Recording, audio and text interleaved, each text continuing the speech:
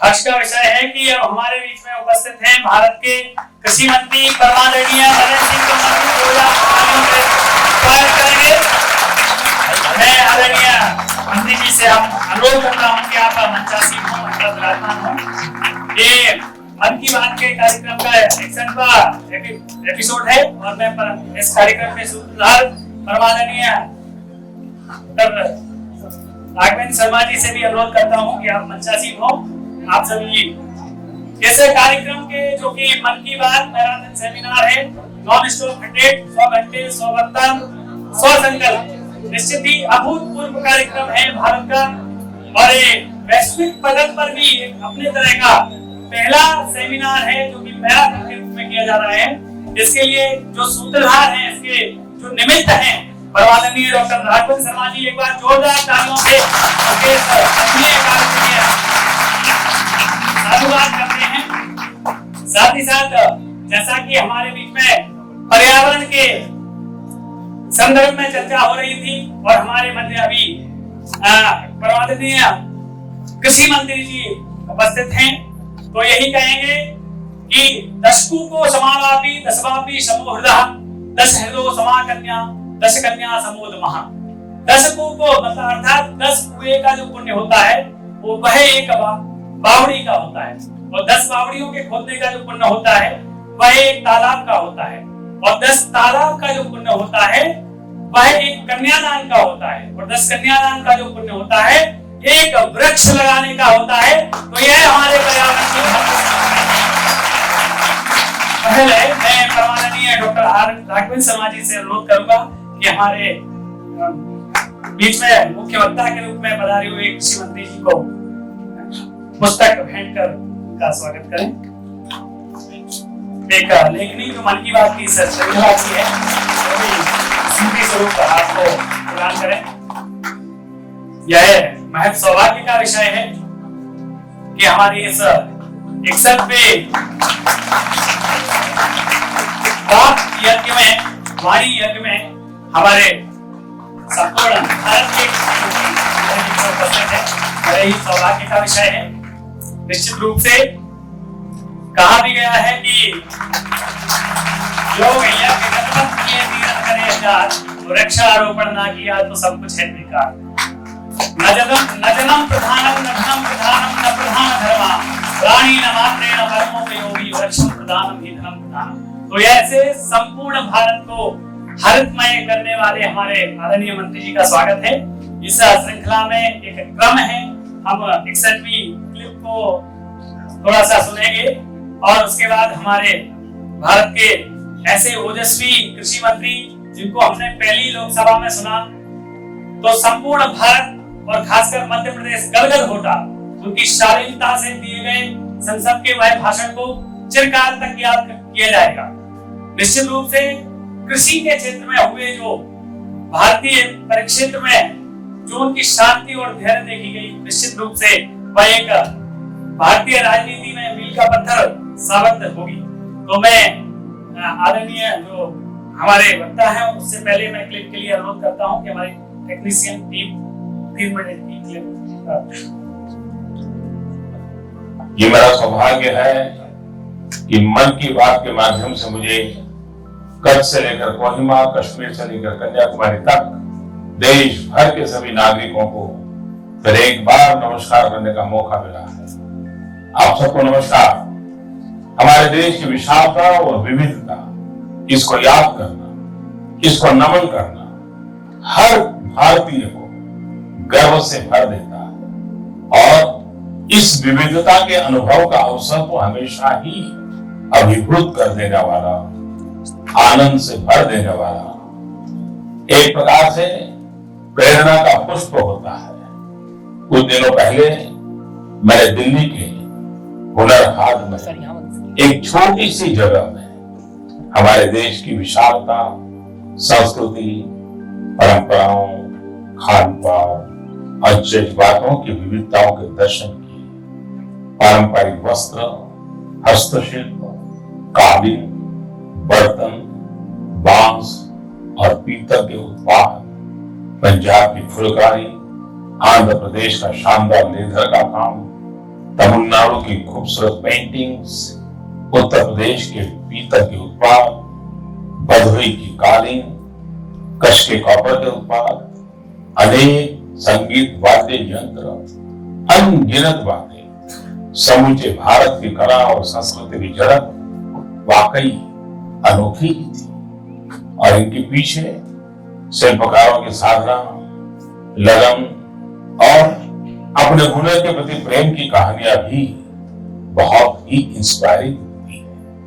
हुनर हाट में 3 लाख कारीगरों, शिल्पकारों को रोजगार के अनेक अवसर मिले हैं।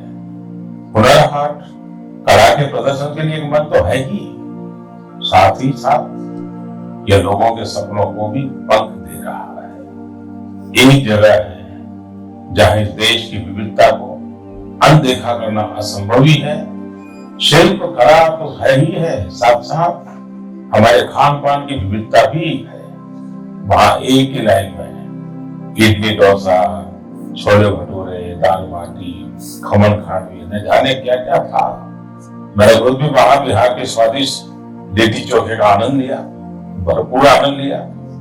भारत के हर हिस्से में ऐसे मेले, प्रदर्शनियों का आयोजन होता रहता है। भारत को जानने के लिए, भारत को अनुभव के लिए जब भी मौका मिले जरूर जाना चाहिए। एक भारत श्रेष्ठ भारत को जी भर जीने का अवसर बन जाता है। आप न सिर्फ देश की कला और संस्कृति से जुड़ेंगे, बल्कि आप देश की मेहनती कारीगरों की, विशेषकर महिलाओं की समृद्धि में भी अपना योगदान दे सकेंगे। जरूर जाइए। मेरे प्यारे देशवासियों, हमारे देश की महान परंपरा है।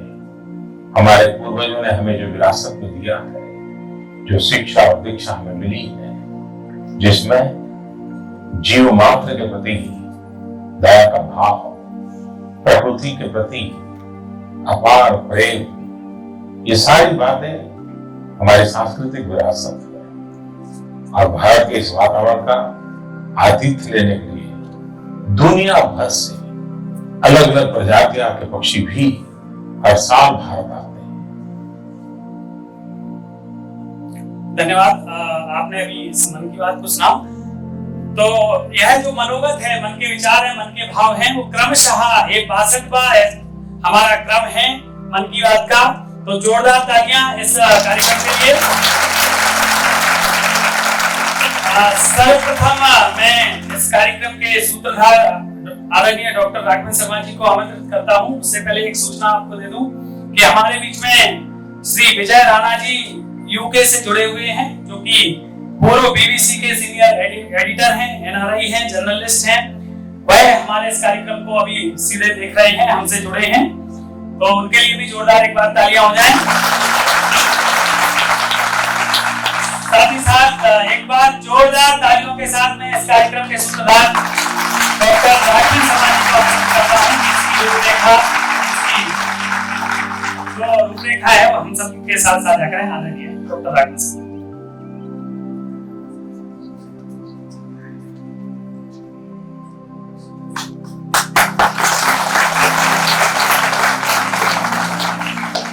कोई भी साधना करना आपके हाथ में है। आप साधना करके साधक बन सकते हो, लेकिन उसका परिणाम आपके हाथ में नहीं है। परिणाम ईश्वर की कृपा से मिलता है। कई बार बोलते हैं कि आप साधक अच्छे हैं तो आप मजबूर कर सकते हो अपनी बात को मनवाने के लिए, लेकिन जब ईश्वर की कृपा होती है, जब उसका परिणाम होता है। हमारे 72 घंटे की साधना हमारे हाथ में थी, हम लोग कर रहे थे, लेकिन इस साधना के परिणाम स्वरूप जब मैंने आदरणीय भाई साहब से निवेदन किया कि भाई साहब इतना अच्छा कार्यक्रम चल रहा है और आपकी इतनी व्यस्तताओं में से थोड़ा सा समय चुरा दीजिए, तो भाई साहब ने सहर्ष स्वीकार किया और हम सबके बीच में आए हैं। तो मैं मानता हूँ कि सफलता के रूप और इसके परिणाम तो मैं मानता हूँ कि जब हम यहाँ इस सभागार में बैठे हैं, पिछले 62 घंटे से साधना कर रहे हैं और एक ही विषय को लेकर के बात कर रहे हैं कि प्रधानमंत्री नरेंद्र मोदी जी के द्वारा स्वर्णिम भारत निर्माण हेतु आजादी के अमृत काल में मन की बात की क्या भूमिका रही है, देश और दुनिया के अंदर क्या परिवर्तन आए हैं, इन सब विषयों को लेकर के हम चर्चा कर रहे हैं। जैसे आपको जानकारी है कि जब आदरणीय प्रधानमंत्री जी मन की बात बोलते हैं, 23 करोड़ लोग एक समय में एट ए टाइम उसको सुनते हैं। और जो लोग एक बार भी सुना है, जो आधा सुनते हैं, कम सुनते हैं, आधे में चलते हुए सुन लेते हैं, ऐसी सारी संख्या निकालेंगे तो लगभग 107 करोड़ की संख्या होती है। तो वास्तव में हम जो चर्चा कर रहे हैं वह 107 करोड़ लोगों के मन की बात की चर्चा हो रही है। इसलिए दुनिया का सर्वाधिक लोकप्रिय और सर्वाधिक पुनीत कार्य है। जब हम लोग इस कार्यक्रम की रूपरेखा बना रहे थे, चर्चा कर रहे थे, तो लगता नहीं था ये हो पाएगा। सोचते थे लेकिन लगता था नहीं, ये संभव नहीं है। 2 घंटे 4 घंटे तो हो जाएगा, लेकिन 24 घंटे कैसे चलेगा? रात में कौन आएगा? रात में स्पीकर कौन होगा? रात में श्रोता कौन होंगे? उनके प्रश्न कई बार हमारे मन में नहीं थे, लेकिन संकल्प शक्ति थी, वो अंदर से बोलती थी नहीं हो जाएगा। कई बार बोलते हैं दिमाग कुछ बोलता था, मन कुछ बोलता था, वैसी बात होती थी। 5-7 दिन आने वाले कार्यक्रम को जो 5-7 दिन बचे, माननीय अजातशत्रु जी और डॉक्टर साहब के साथ हम लोग बैठे थे, तो मैंने आखिरी में अजातशत्रु जी वैसा से बोला कि भाई साहब क्या ये संभव हो जाएगा? क्या आपको लगता है हम लोग कर पाएंगे क्या? बोले आप क्या सोचते हो? मैंने कहा मुझे तो लग रहा है कि बड़ा मुश्किल और असंभव काम है, नहीं हो पाएगा हमसे। तो ऐसा बोले नहीं, मैं आपकी तैयारी देख के कह सकता हूँ कि हो जाएगा। तो हमने मान लिया इतना बड़ा आदमी कह रहा है इसलिए हो जाएगा। अजातशत्रु जी का इतना बड़ा अनुभव है, अगर वो बोले तो हो ही जाएगा, और बस इसी बात को हम लेकर के घूम पड़े। लेकिन जितना हमने सोचा था, जब टीम के साथ बैठते थे तो उतना ही मन और बढ़ता जाता था और लगता था नहीं हो ही जाएगा। और कुछ लोगों ने कहा हो जाएगा, नहीं हो गया, आपने विचार कर लिया तब से तय किया था इसको हम जरूर करेंगे। और आज 62वां इसका अभी कड़ी चल रही है और 62 घंटे तक हम लोग लगातार इसी तरह से और भरा रहता है।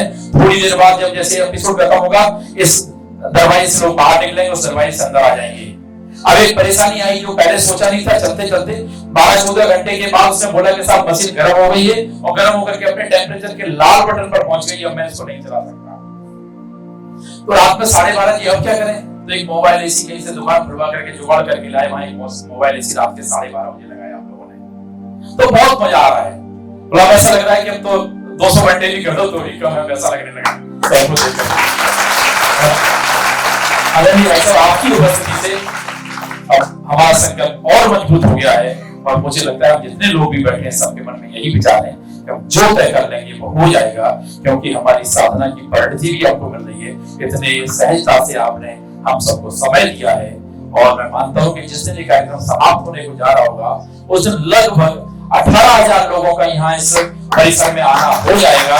18,000 लोग मन की बात करेंगे और ये 18,000 लोग 23 करोड़ लोगों की संख्या में जुड़ जाएंगे। और हम प्रत्येक एपिसोड में संकल्प लेते हैं जिस पर प्रधानमंत्री ने चर्चा की है, जो उस एपिसोड का बेस होता है उसको संकल्प लेते हैं। इसलिए 100 संकल्प। अगर इसकी थीम को बोलेंगे तो 100 वक्ता, 100 श्रोता, 100 संकल्प, 100 घंटे, 100 एपिसोड, 100 संस्थाओं की भागीदारी। और इस कई संकल्पों का जो हम लगाने वाले हैं और उस समय आप सब लोग साक्षी बनने वाले हैं। मैं पूरे सम्मान और आदर के साथ में माननीय नरेंद्र सिंह जी भाई साहब से निवेदन करता हूँ वैसे अपने आशीर्वचन से हम सबको अनुग्रहित करें। आपने जो कृपा पूर्वक हमको समय दिया है, ऐसी कृपा पूर्वक आप हमको आशीर्वाद दें जिससे हम इस कार्यक्रम को और अधिक तरह से सफल कर सकें। बहुत बहुत धन्यवाद।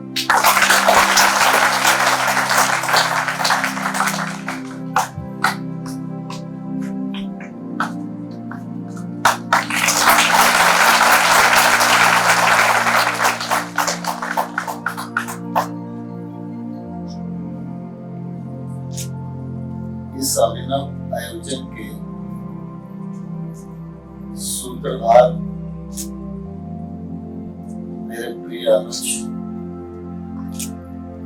डॉक्टर राघवेश शर्मा जी इस कार्यक्रम को पूर्णता प्रदान करने में जिनका अहम योगदान रहा है, ऐसे हमारे मध्य प्रदेश के सेवानिवृत्त IAS अफसर आदरणीय अजातशत्रु जी, सोनभाई और इस अवसर के साक्षी बन रहे प्यारे बेटे बेटियां और उपस्थित सज्जन, मैं आज के इस आयोजन में उपस्थित होकर बहुत ही अपने आप को गौरवान्वित महसूस कर रहा हूं।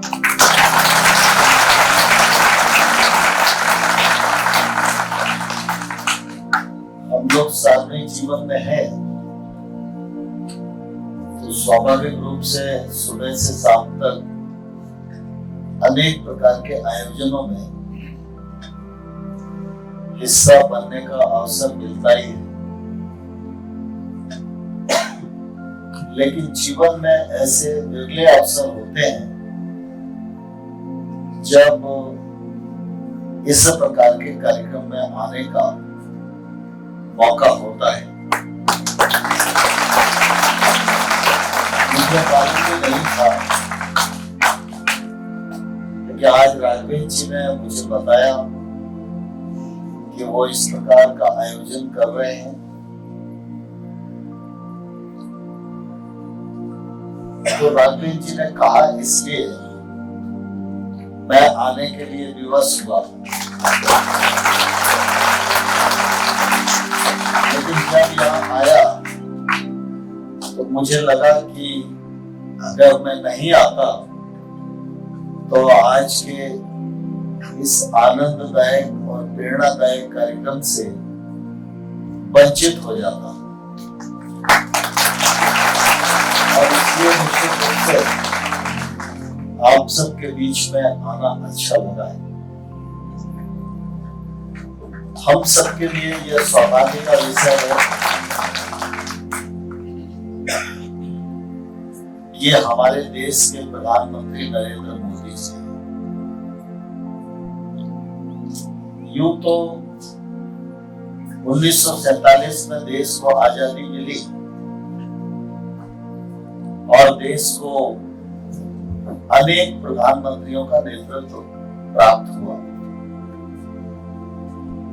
सबके अपने अपने काम करने की पद्धति थी, सबके अपने व्यक्तित्व और कृतित्व थे, और उन्होंने अपने कृतित्व से देश को प्रभावित करने की भरसक कोशिश की हो। लेकिन आज जिन परिस्थितियों में हम हैं,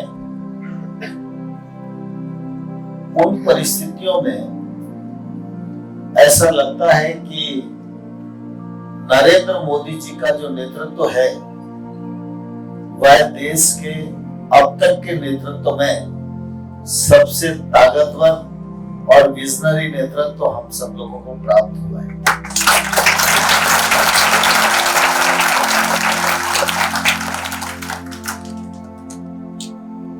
जब नरेंद्र मोदी जी ने मन की बात कार्यक्रम प्रारंभ किया तो सब लोगों को ऐसा लगा था कि यह कार्यक्रम कैसे परिणामदायक होगा, लेकिन नरेंद्र मोदी जी बहुत ही व्यापक दृष्टिकोण वाले व्यक्ति हैं। उनकी व्यक्तित्व की ऊंचाइयों का आकलन करना मनुष्य के लिए बहुत ही कठिन बात है, और इसलिए तरह तरह की टिप्पणियां इस कार्यक्रम के पीछे थी। लेकिन मोदी जी इस बात को जानते थे कि 140 करोड़ देश का प्रतिनिधि हूं मैं, तो सभी देशवासियों को भिन्न भिन्न कार्यक्रमों से जोड़े रखना यह भी मेरा परम कर्तव्य है। साथ ही उनके मन में यह बात भी रही कि राजनीतिक क्षेत्र में काम करते हुए व्यक्ति से सिर्फ कुछ ना कुछ प्राप्त करने की अपेक्षा बनी रही।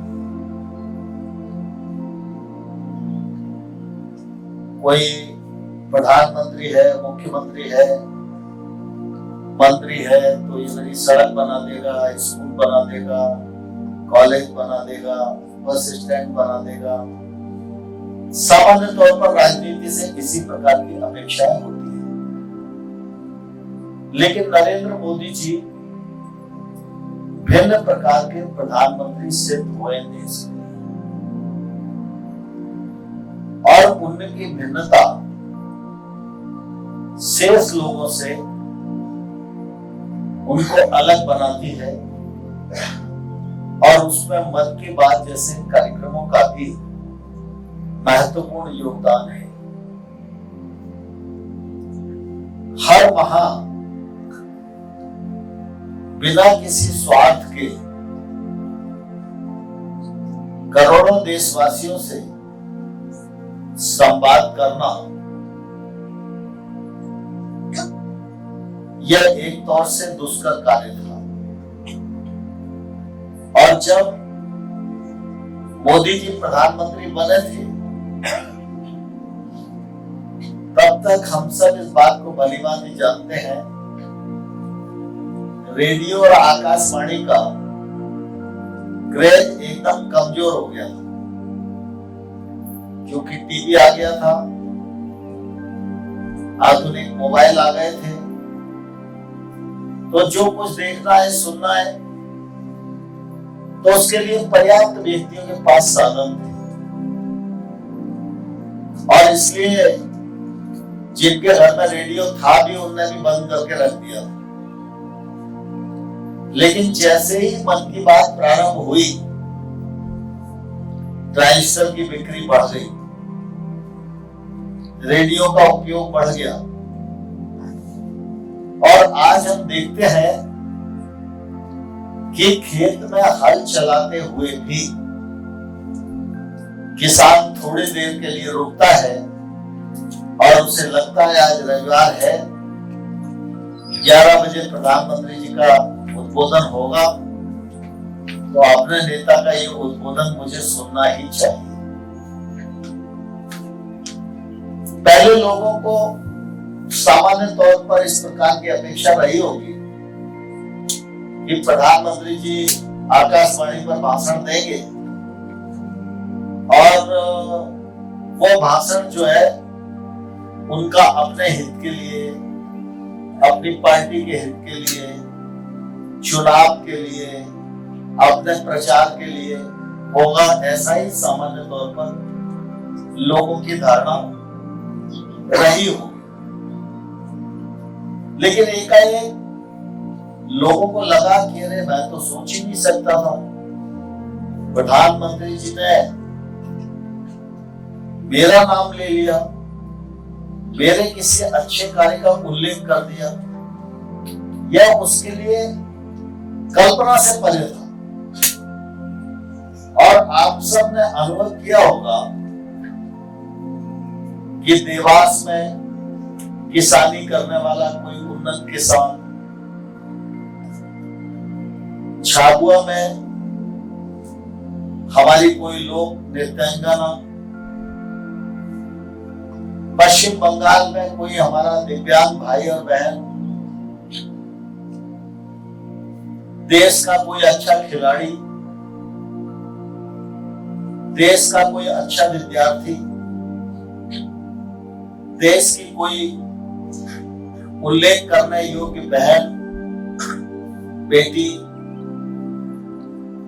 जब इस प्रकार का उल्लेख मन की बात में होने लगा, तो लोगों को लगा कि प्रधानमंत्री जी के मन की बात यह प्रधानमंत्री के लिए नहीं है, यह 140 करोड़ देशवासियों के लिए।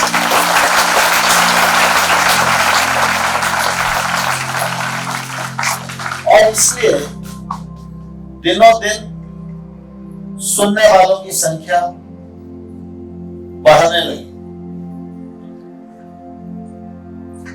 आप सब लोगों में से जब इस कार्यक्रम के निमित्त 24 घंटे इसको संपन्न करने के लिए आप लोग योगदान भी कर रहे हैं, और आप लोग रुचि भी ले रहे हैं, तो मैं ऐसा मानता हूं कि मन की बात भी आप सब लोग कभी कभी तो सुनते ही होंगे। लेकिन मुझे नहीं मालूम कि उसकी कितनी विशेषताएं आप तक पहुंचती हैं।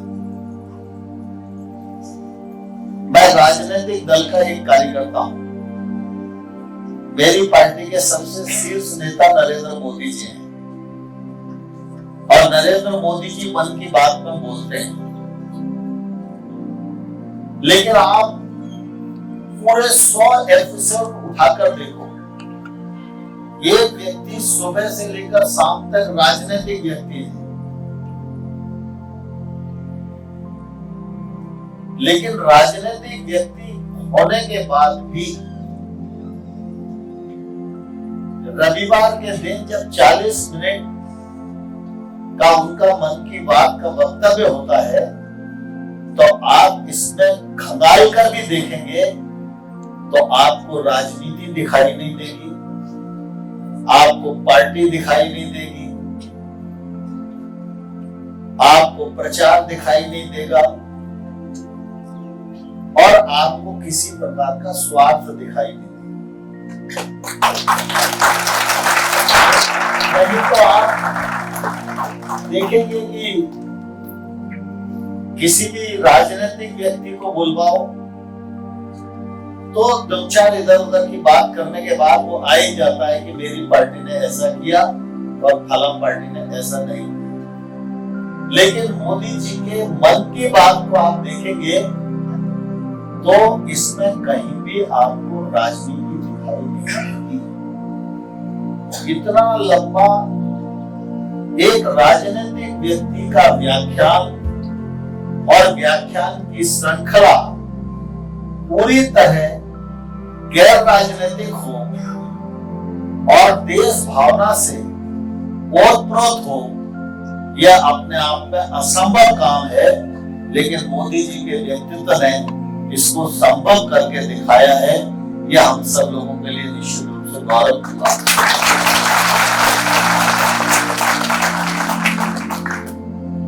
और जब अंदर स्वार्थ नहीं होता तो अंदर संकल्प होता है, और स्वार्थ विहीन हृदय में जो संकल्प होता है वो संकल्प बहुत मजबूत होता है। उस संकल्प की दृष्टि बहुत पैनी होती है, उस संकल्प की दृष्टि बहुत दूर तक होती है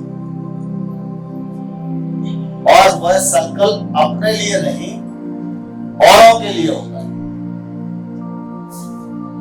और जब संकल्प औरों के लिए होता है तो फिर नरेंद्र मोदी जी जैसा राजनेता हम लोगों को राजनीति में दिखाई देता है।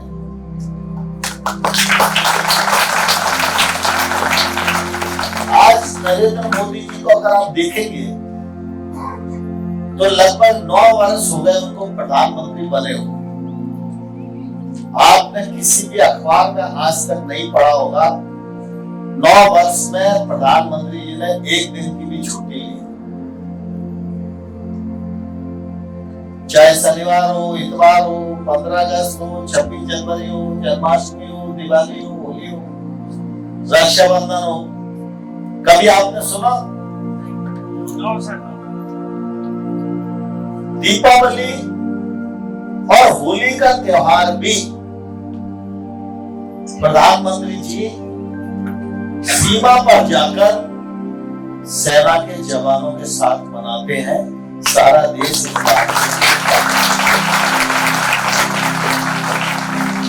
यह बात इस ओर इंगित करती है कि प्रधानमंत्री जी के भीतर मैं नहीं सारा देश है। अविरत काम करना, पूरे समय काम करना, देश के लिए सोचना, देश की छोटी छोटी चीजों पर गर्व अनुभव करना, यह नरेंद्र मोदी जी ने 9 साल में देश को सिखाने का काम किया।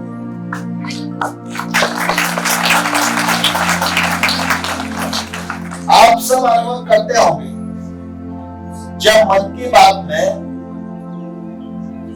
हमारे आसपास रहने वाला ही कोई ऐसा व्यक्ति जिस व्यक्ति को शायद हम भी नहीं जानते, और जानते हैं तो हमने भी उसको कभी सम्मान नहीं दिया, लेकिन नरेंद्र मोदी जी ने मन की बात में अगर उसे स्थान दिया तो आप सोचिए नरेंद्र मोदी जी के 2 शब्द उसके जीवन स्तर में कैसा बदलाव लाने वाले हैं। मोदी जी ने लोकल फॉर वोकल की बात कही। मेरे जिले में बेर पैदा होता है, लेकिन मेरे लिए बेर की कीमत नहीं है, लेकिन लोकल के लिए वोकल हो, यही जो है हमारी आर्थिक सामर्थ्य को बढ़ाएगा।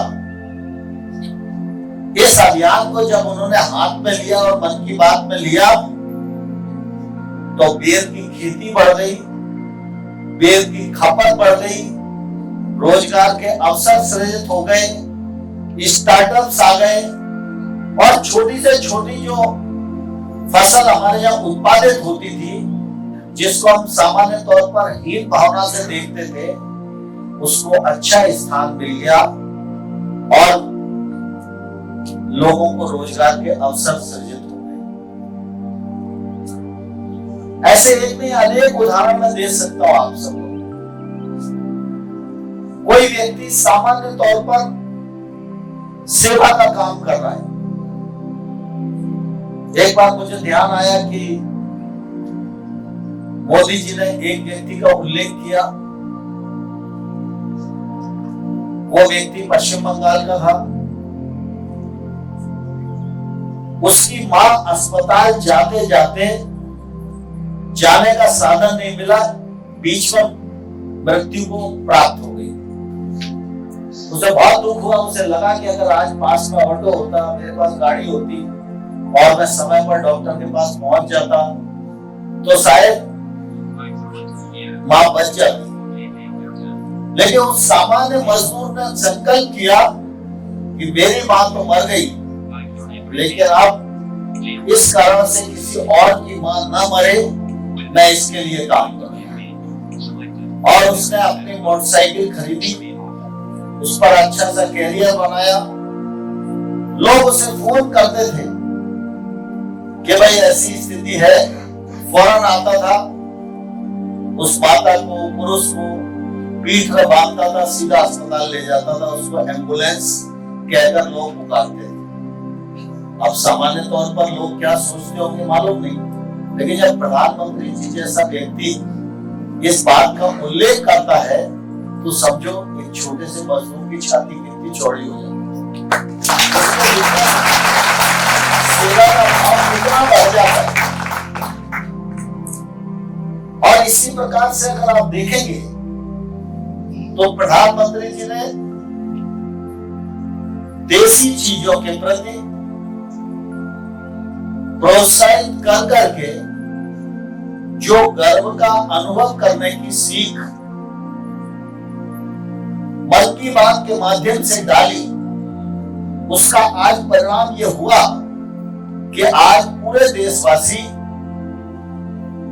अपने देश में बनाई हुई सामग्री पर गर्व करते हैं। पहले व्यक्ति पढ़ने लिखने के बाद विदेश में नौकरी करे तो गर्व का अनुभव करता था, लेकिन आज स्थिति परिवर्तित हो गई है। नरेंद्र मोदी जी के कृतित्व के कारण, उनके प्रोत्साहन के कारण, हिंदुस्तान की बढ़ती हुई ताकत के कारण कि जो आज अमेरिका में रह रहा है वह भी यह सोच रहा है कि हम अमेरिका से जाकर हिंदुस्तान में अपनी सरजमी पर कोई काम करें। बदल गया। पहले अगर कोई व्यक्ति एक पेन मेड इन चाइना हमको देता था तो व्यक्ति जब तक 10-20 लोगों को दिखा नहीं लेता था, भाई साहब देखा मेड इन चाइना है, मेरा दोस्त गया था वो लेके आया था, ये मेड इन जापान है। लेकिन आज वो मेड इन चाइना के पेन को लेकर गर्व का अनुभव नहीं करता। अगर वो पेन मेक इन इंडिया होता है तो वो उस पर गर्व। जब प्रधानमंत्री जी आत्मनिर्भर भारत की बात करते हैं तो यह आत्मनिर्भर भारत कोई नारा नहीं है। कभी नारा हुआ करता होगा, कभी एक शब्द हुआ करता होगा, लेकिन नरेंद्र मोदी जी आत्मनिर्भरता को जीने का काम कर रहे हैं। आप सबको मालूम है कि दुनिया का सबसे बड़ा रेल नेटवर्क भारत में है, लेकिन भारत में न तो रेल की बोगी अपने दम पर बनती थी, रेल के इंजन का तो सवाल ही नहीं हो। लेकिन प्रधानमंत्री जी ने जब आत्मनिर्भर भारत की बात कही तो आज जो वंदे भारत ट्रेन कारखाने से निकल रही है वह पूरी की पूरी मेक इन इंडिया है। और सिर्फ ये उदाहरण के लिए नहीं है, उल्लेख करने के लिए नहीं है, वॉल्यूम इतना है कि हर हफ्ते एक नई ट्रेन बनकर पटरी पर आ रही है। ये हमारे उत्पादन की रफ्तार। एक समय था जब रक्षा का उपकरण, चाहे वो प्लेन हो, चाहे पनडुब्बी हो, चाहे अन्य प्रकार का हथियार हो, इन सब के लिए हम इंपोर्ट पर निर्भर करते थे और इसमें दुनिया भर के घोटाले घपले भी होते रहते थे। लेकिन आज हम गर्व के साथ कह सकते हैं आत्मनिर्भर भारत की तैयारी के अंतर्गत नरेंद्र मोदी जी के विजनरी नेतृत्व में रक्षा के उपकरण भी भारत में बनाए जाने लगे हैं और अब हम आत्मनिर्भर भी है और रक्षा उपकरण की दृष्टि से एक्सपोर्ट करने वाली कंट्री भी भारत बन गया है। ये हमारी सबसे बड़ी सफलता है। पिछले बार आप सब लोगों को ध्यान होगा जब इसरो चंद्रयान का प्रयोग कर रहा था तो पिछले बार चंद्रयान 2 पर प्रधानमंत्री जी ऐसा ही हॉल था, वहां सारे वैज्ञानिकों के साथ रात भर बैठे। लेकिन पिछले बार थोड़ी सी चूक हो गई, मामला फिसल गया। कोई दूसरा प्रधानमंत्री होता तो पहली बात तो इसरो के यहां जाकर बैठता नहीं, और अगर वो बैठता भी और अगर चंद्रयान लैंड नहीं कर पाया तो कहता है भाई सब लोग आओ, जरा समीक्षा करना है, क्यों चूक हुई, कैसे चूक हुई, पूरे देश की बदनामी करा दी तुम लोगों ने। लेकिन प्रधानमंत्री जी पूरी रात बैठे, हर जिले से 2-2, 4-4 बच्चे बुलाए गए थे, बच्चों के साथ बैठे, वैज्ञानिकों के साथ बैठे, और सुबह जैसे ही मामला गड़बड़ हुआ 1 घंटा फ्रेश होने के लिए गए और फौरन इसरो आए और उन्होंने सारे वैज्ञानिकों बच्चों के साथ बैठकर उनको प्रोत्साहित करने का काम किया और उन्होंने एक ही लाइन बोली, सफलता से पूर्व की सीढ़ी असफलता होती है, इसलिए चिंता करने की कोई बात नहीं। इसरो को अगला प्रयास करना चाहिए और निश्चित रूप से सफलता हमारे कदम चूमेगी। और आप सबने देखा कि पुनः प्रयत्न हुआ, नरेंद्र मोदी जी की दूरदृष्टि थी, उन्होंने वैज्ञानिकों का उत्साहवर्धन किया और चंद्रयान ने दक्षिणी ध्रुव पर सफलतापूर्वक लैंडिंग करके भारत का सारी दुनिया में मान बढ़ाने का काम किया। आप सब लोगों के मिलने वाले भी विदेश में रहते होंगे, आप सब लोगों की उनसे बात होती ही होगी। 2014 से पहले विदेश में रहने वाले भारतीय को बहुत सम्मान की नजर से नहीं देखा जाता, लेकिन आज विदेश में जो भारतीय रह रहा है वो इंडियन है, ये उसके सम्मान का सिंबल बन गया। यूक्रेन और रसिया का युद्ध हुआ और उस समय हमारे 14,000 बच्चे यूक्रेन में फंसे थे। रसिया तो हमारा मित्र था, लेकिन यूक्रेन हमारा हमेशा से विरोधी राष्ट्र रहा है। जब भी हिंदुस्तान की बात आई है, उसने हमारे खिलाफ ही मतदान किया है। लेकिन हमारे 14,000 बच्चे फंसे हैं, फंसे तो दूसरे देशों के भी थे। किसी की हिम्मत नहीं थी बात करने की, लेकिन हमारे प्रधानमंत्री ने दोनों देश के प्रधानमंत्रियों को बात की, युद्ध विराम का आग्रह किया, युद्ध विराम हुआ और हमारे 14,000 बच्चे निकले। और सिर्फ हमारे ही नहीं निकले, जब बच्चों को यह मालूम पड़ा कि तिरंगा झंडा अगर हाथ में होगा तो कोई रोकेगा नहीं, तो दुनिया के तमाम सारे देशों के बच्चे हाथ में तिरंगा लेकर निकले और ये हमारे प्रधानमंत्री जी के सशक्त और विजनरी नेतृत्व का परिचय है। आज टेक्नोलॉजी की बात होती है, मैं ये गर्व के साथ कह सकता हूं कि पहले एक समय था जब हमारे देश में तत्कालीन प्रधानमंत्री ये बोलते थे कि आप 1 रुपया भेजते हैं दिल्ली से तो गांव में जाते जाते 15 पैसे रह जाते हैं। आप लोगों को अंदाज नहीं होगा, इन 9 सालों में 53 विभागों के माध्यम से डीबीटी प्रोसेस को अपनाकर 25 लाख करोड़ रुपया देश की जनता के खाते में जमा कराया। कोई एक प्रश्न नहीं है, कोई दलाल नहीं है, कोई कमीशन एजेंट नहीं है। प्रधानमंत्री जी हमेशा इस बात के आग्रही रहे कि कैशलेस ट्रांजैक्शन बढ़ना चाहिए।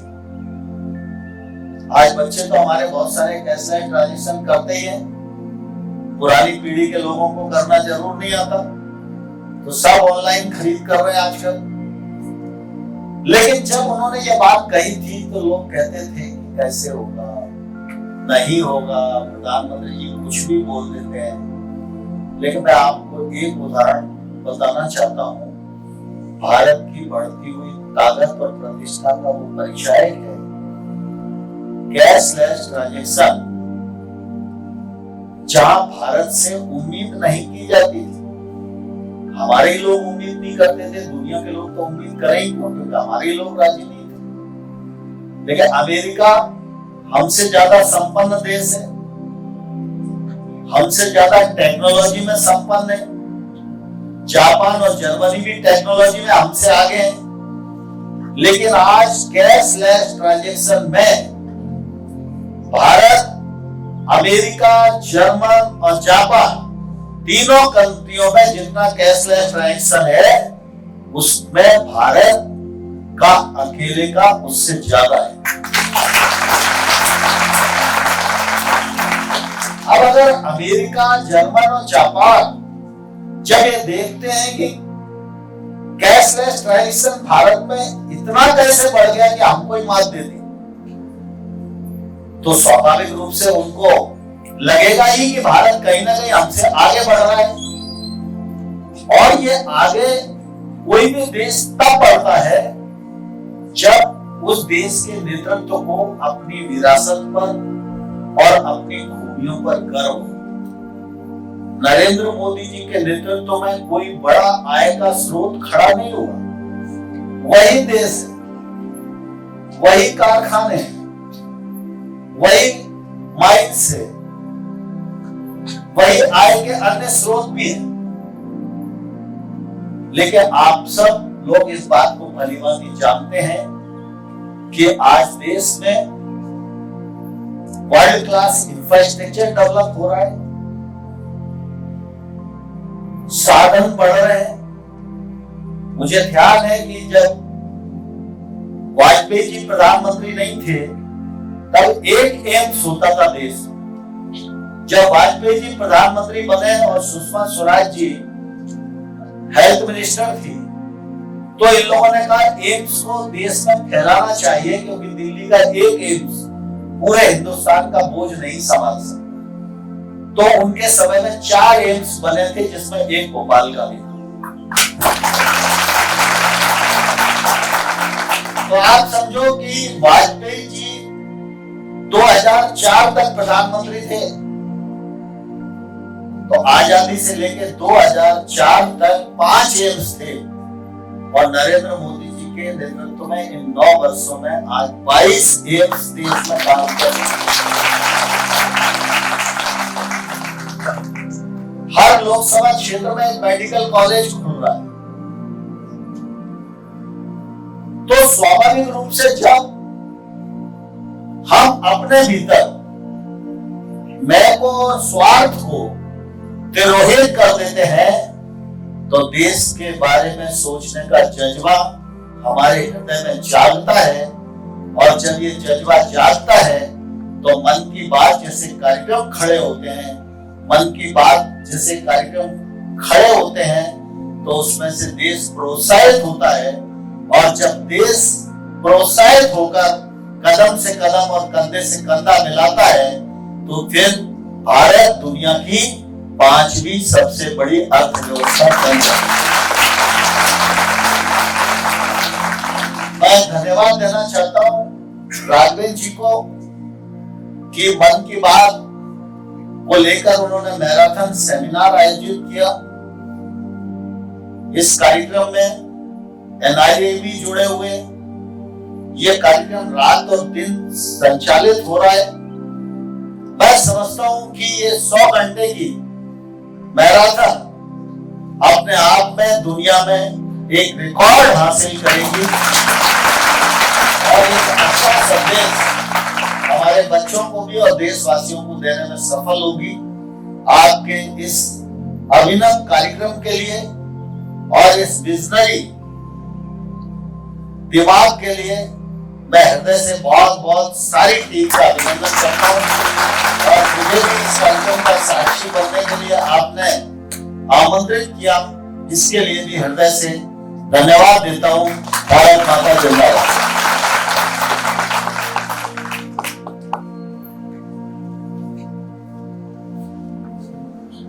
हम लोग प्रत्येक एपिसोड में एक संकल्प लेते हैं सर।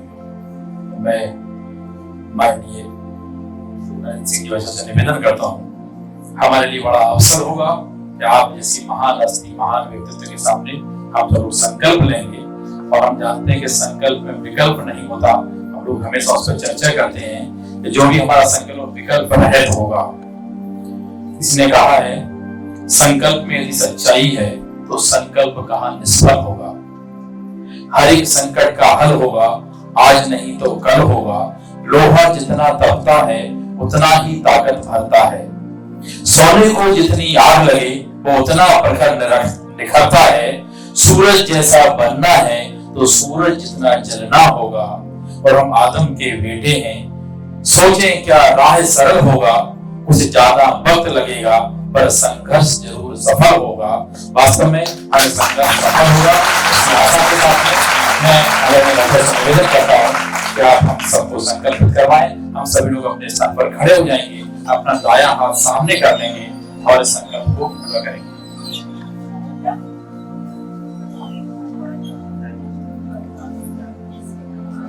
मैं संकल्प लेता हूँ कि वस्त्रों में सूती एवं खादी का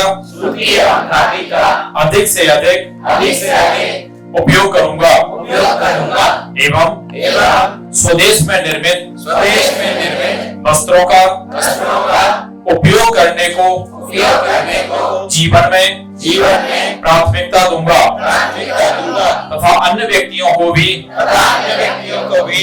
इस कार्य के लिए प्रोत्साहित करूंगा और इस संकल्प का आजन्म पालन करूंगा। भारत माता की जय। भारत माता की जय। बहुत बहुत धन्यवाद।